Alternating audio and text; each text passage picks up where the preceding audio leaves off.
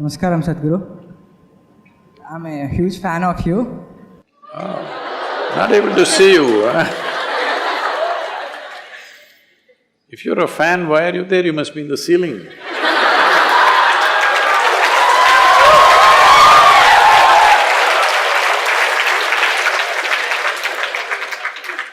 Sadhguru, I'm so curious to know everything about life and this creation.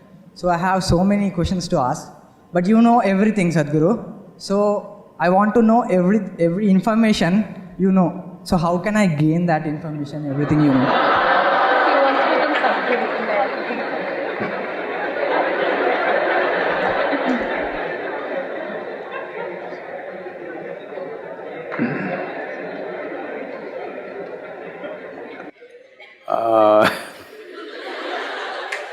See, this is not about information. Even yesterday this came up, I don't know why all Telugu people asking same question. See, there are different dimensions of human intelligence. Right now, you have an education system which is leaning on just one dimension of your intelligence, which is called as buddhi or the intellect. You're simply depending upon intellect. Intellect is like this. I'm going to ask you a question, all of you should answer, okay? Do you want your intellect sharp or blunt? Sharp. So you understand that intellect is like a knife. It's a cutting instrument, it's a scalpel. So if I want to dissect you, I need a sharp knife. So if I dissect you, suppose I really want to know you, shall I dissect you? Hello? That's the way to know, that's the way you know human body. So if I dissect you, will I know you? I may look at your kidney, liver, spleen, this, that, but I cannot know you because you will be gone. You have dissected frogs and cockroaches at one time. Have you, or has it stopped? Stopped. When we were studying, we had to dissect these things. And we open up the frog, poor thing is nailed like Jesus Christ. Nailed to the wood. And his heart is beating. The teacher coming and telling, heart is beating like this is happening, this is happening. I'm just looking and thinking, what is the damn frog thinking about me? You know? Of course he can understand that much. What kind of an idiot is this, that he opens up my body, looks at the heart pumping and says, heart is pumping nicely. You would have just asked him, he would have told you, yes, it's beating. So, by dissection, you can only know certain things, physical things you can know. You cannot know life by dissection. But right now, you only have a cutting instrument. For everything same. See, if you want to cut something, knife is a useful instrument. Suppose I want to sew my clothes. If I use a knife, it'll be in tatters. That's all that's happening to human life right now. Because they're using a single dimension of intelligence for everything. They're using a knife to fix everything.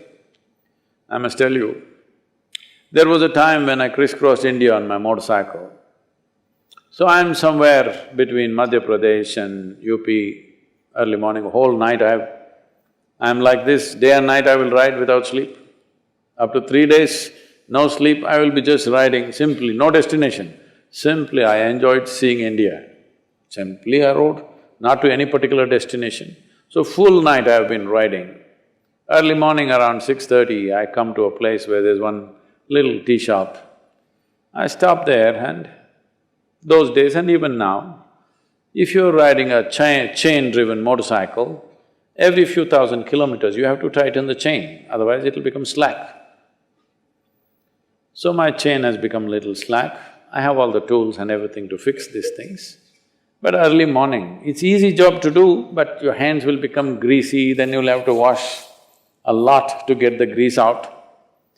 Then I sit down to have a tea, then I look, there is one little shack where is written Mubarak Mechanical Works. So I thought, anyway, Mubarak Mechanical Works, I saw a strapping young youth. I said, hey, come here. I said, this chain is loose, can you fix it? He said, no problem, I can fix it.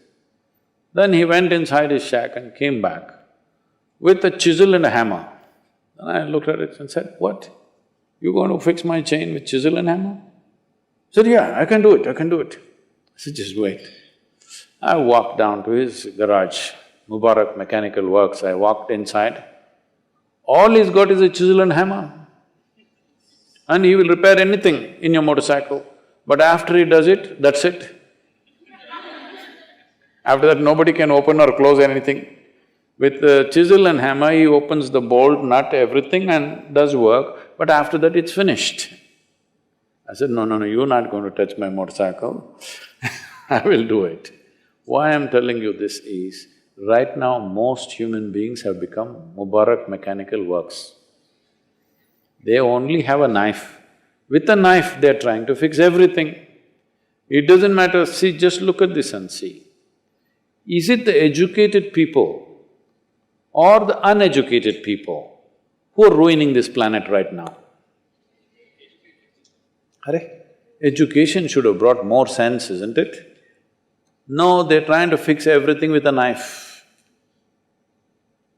The cutting instrument, they're trying to do all activity. There will be a mess. That goes for a doctor also. A more holistic approach is needed, especially with medicine, with all aspects of life for that matter. So, the important thing is this, there are other dimensions of intelligence. We have buddhi, ahankara, manas, chitta, like this. In yoga, we look at human mind as 16 different dimensions. These 16 dimensions have different approaches to life. If you do not cultivate all those, you are only thinking of life as storing information. No, you don't have to store information. It's like this. How much time do you spend in front of the mirror? Half of my day. Half of your day? Not enough. Okay. I didn't think a doctor got so much time to spend in front of the mirror. Anyway, whatever time. Suppose the mirror that you're using at home had memory and remembered at least 10% of what it has seen. Today, if you went and stand in front of that mirror, it would be a total mess or no? Hello? The reason why a mirror is showing you just the way you are is because it has no memory. It might have seen 10,000 people, but it has no memory. Because of this, it simply sees everything just the way it is. This is what you need to do to your mind, it takes some work. Right now, you are totally leaning on one aspect, which is the intellect. Tell me, if I take away your memory, would your intellect be of any use? Hello? Your intellect is useless without the backing of the memory, isn't it?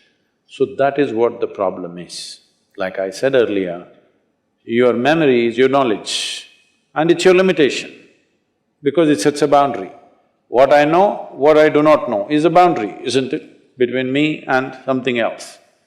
If you want to breach that boundary, you must understand experientially the intelligence of ignorance. Because memory is not the way. Memory is a very small thing, it'll help you to survive. It will not show you anything else. It will only recycle the same stuff over and over again. Recycling something cannot be considered intelligent. Machine can do that. You will see in the next 10, 20 years, you will see everything that you think is knowledge will be useless. Scholars who read 10 books, suddenly they become very important. If you read 10 books, you become a scholar. If you just read one book, you become a religious person. And suddenly, by reading one book, how did you become a representative of God? I don't understand. Just reading a single book. We must look at this. because this is very important. Human memory is very small. My phone has more memory than you, it has 600 GB. It can do 10 PhDs in a day. Yes. So, people who are reading something, remembering something and they're doing something great, those days are over. What you need is, you need an incisive intelligence which sees everything just the way it is. For this you need a plain mirror which doesn't remember anything but simply reflects what is there. If you want to work on it, please come, you're a big fan, we'll hang you somewhere. Thank you very much.